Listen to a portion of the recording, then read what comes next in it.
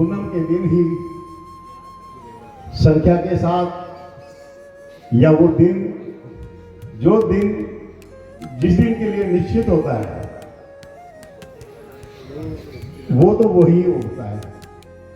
लेकिन आज दोनों भाइयों ने जो सुंदरकांड का पाठ किया हृदय को छूता ही है। रघुपते सत्यम वदामि चे भवान् किलान्तरात्मा भक्ति प्रेक्षि रघुपुंगम निर्भराम्ये कामादि दोष रहितं गुरुमान संचय अतुलित बलधामं हेमि देहम् धनुजीवन कृतानं ज्ञानिनां ग्रगण्यम् सकल गुण निधानं वाननामिधीशम् रघुपति प्रिय भक्तं वात जातं नमामि रघुपति प्रिय भक्तं वात जातं नमामि। तो हनुमान जी स्वयं विराजमान हो जाते हैं इनकी वाणी के द्वारा। तो मैं ये मानते हुए कि हनुमान जी यहाँ विराजमान है और हमारे गुरुदेव ऐसी शिवचरण भाई और दूसरे भाई लक्ष्मीराम मीणा, इनकी वाणी सुनने के लिए वो स्वयं भी विराजमान होंगे। और होंगे मैंने इसलिए कहा कि दूसरे लोगों की क्या सोच है उसको मैं बदलने की कोशिश भी कर सकता हूँ। मैं तो मानता हूँ कि वो यहाँ पर हर वक्त जैसे एक कोहरा होता है चारों तरफ फैलता है, अगर कल का दिन गुरु पूनम का है तो कोहरे के अनुसार एक दिन पहले और एक दिन बाद गुरु जी का तो यहाँ पर निश्चित ही स्थान जो है वो उनका कोहरा नहीं, वो स्वयं विराजमान होते हुए जो भी इस धरती पर पैर रख लेता है ये समझ लो कि वो सिद्ध ही हो जाता है। और कहने को तो बहुत कुछ है। हमारे गुरु स्वरूप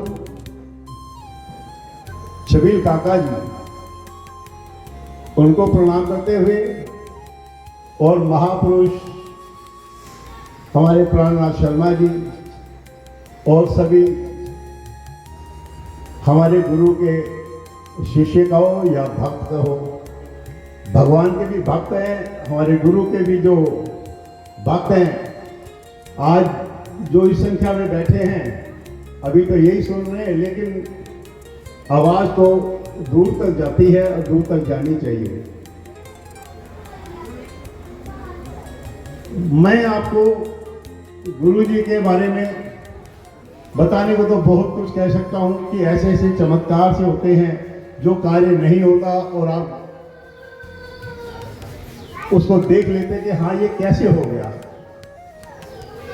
जिसने भी गुरु जी का नाम लिया हुआ है, भगवान मनीषानंद जी का नाम जिन्होंने भी लिया है और खास तौर से जिन्हों को उन्होंने अपने मुख से अपने नाम को आपको दिया और आपने उसका अपने मुखार बिंद से उसे बोलकर स्वीकार किया, आप सदैव गुरु जी के हो गए।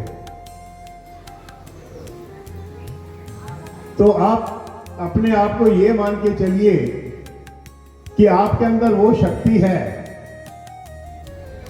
मैं अनुभव के अनुसार ही समझ लीजिए कि मैं ये कह सकता हूं कि मैं तो कुछ भी नहीं था। मतलब हर वक्त ये सोचना कि ये कैसे होता है, ये कैसे होगा, ये समय ऐसा है, बहुत अच्छा समय था, एकदम जीरो वक्त आ गया तो ये कैसे निकलेगा। बच्चे छोटे हैं, बड़े हो रहे हैं, पढ़ाई कैसे होगी, फिर आगे कहता है शादी कैसे होगी, फिर आगे आगे की एक सोच हर एक की चलती है, जैसे मेरी चली सबकी चलती होगी, ये तो एक स्वाभाविक है। गुरु जी के पास में इसी कुटिया में बैठा था, तो मैंने कहा गुरु जी आपसे एक बात कहना चाहता हूं। तो गुरु जी एक कुर्सी पे बैठते थे, सभी को पता है, इतना चौड़ा उनका हैंडल होता था जिस पे हाथ रखते थे। तो उन्होंने मुझे उस हैंडल पे बिठा दिया अपने साथ, और कमर पे हाथ रख के बोलो बोलो बेटा क्या हुआ। मन में तो मेरे भी पहले जब मैंने शुरू में नाम लिया था, मैं आपका एक्सपीरियंस बता रहा हूँ, आप बोलना होगा। भाई साहब ने ये कहा कि अपना एक्सपीरियंस ही बताना है। तो मैंने गुरुजी का कहा गुरुजी आप तो त्रिकालदर्शी हैं, क्योंकि एक बार कहा था कि एक बार ये पत्री बताई थी कि ये पत्री देखो इसमें कुछ, तो उन्होंने पत्री को उठाकर ऐसे रख दिया था। तो उसका मतलब समझते हैं आप कि वो त्रिलोकीनाथ कितने हैं, ये समझ लो कि तीसरी आंख से क्या अपने मन से वो उस भगवान, उस परम पिता परमेश्वर से वो डायरेक्ट बात कर सकते हैं, और उनसे पूछने की जरूरत है, जो उनके मुंह से निकलेगा वो सत्य निकलेगा। तो वो उनका जो एक्सपीरियंस जो उन्होंने अपने जीवन में कमाया, जो उन्होंने साधना करके जो कमाया, उनका ये कहना भी था कि आप सब भी इस स्थान पे आ सकते हैं, लेकिन उसके लिए आपको मजबूत और सुदृढ़ होना पड़ेगा, आपको वो मेहनत करनी पड़ेगी। लेकिन पारिवारिक आदमी, वो आदमी इस प्रकार का कार्य नहीं कर पाता, जिस वजह से हम लोग वहां नहीं पहुंच सकते। तब उन्होंने कहा कि आप पहले ये पूछो कि आप पूछना क्या चाहते हो। मैं कहा गुरु जी जब आप सब कुछ जानते हो, मैं आपके पास आया, मैंने ये पूछना है, मैं भी देख रहा हूं कि आपके पास सब आते हैं और पूछते हैं। जब आप सब कुछ जानते हो तो आपसे क्वेश्चन करता क्यों है कोई? मैंने कहा मैं आपसे क्वेश्चन करने आया ही नहीं, मैं पूछने ही नहीं आया। तो उन्होंने मेरे सर पे हाथ रखा, तो मैंने उसी दिन महसूस कर लिया कि मेरे को तो सब कुछ मिल गया। मैं आपको अपनी सच्चाई बता रहा हूं। तो उन्होंने जो हाथ रखा, सच बात है, मैं पूछूंगा तो कहेंगे ऐसे कर लो, ऐसे कर लो, वो तो बता देंगे, लेकिन कार्य आपका है, आप सभी का है। क्या आप वो कर पाते हैं जो बताते हैं? नहीं कर पाते हैं। अब मैं जो महसूस करता हूं, मैं वो बताने जा रहा हूं कि जब भी आप कभी घर से चलते हैं गुरु के स्थान पर यहां पहुंचने के लिए कि हम गुरु जी की कुटिया देखेंगे, वहां माथा टेकेंगे, उनका मंदिर है वहां माथा टेकेंगे, और वहां पर हम उनसे प्रार्थना करेंगे। जरूर आदमी को जब कोई पूजा पाठ करना चाहता है तो वो गली मोहल्ले में जहाँ भी रहता है वहाँ मंदिर जाता ही है। तो ये हमारे गुरु का घर है, तो ये हमारा ही मंदिर है, इसमें कोई शक नहीं। जो आपको कहीं नहीं मिलेगा वो यहाँ मिलेगा। आप घर से सोचकर चलिए, लेकिन उसके लिए ये जरूर मानते चलिए आपकी आस्था बिल्कुल वही होनी चाहिए जिसे आप प्राप्त करने के लिए यहाँ आए हैं। आप यहाँ आएंगे, मेरा दावा है, जैसे किसी ने डिग्री पास कर ली तो वो सर्टिफिकेट लेने के लिए कॉलेज में जाता है, तो ये समझ लो कि ये वो कॉलेज है गुरु जी का। यहाँ पर आएंगे तो आपको सर्टिफिकेट मिल जाएगा और चीखा जाओ तुम्हारा ये काम हो गया। बोलो सतगुरुदेव की। मकान के लिए रजिस्ट्री कराने रजिस्ट्रार ऑफिस जाता है तो ये समझ लो कि वो मकान आपके नाम हो गया।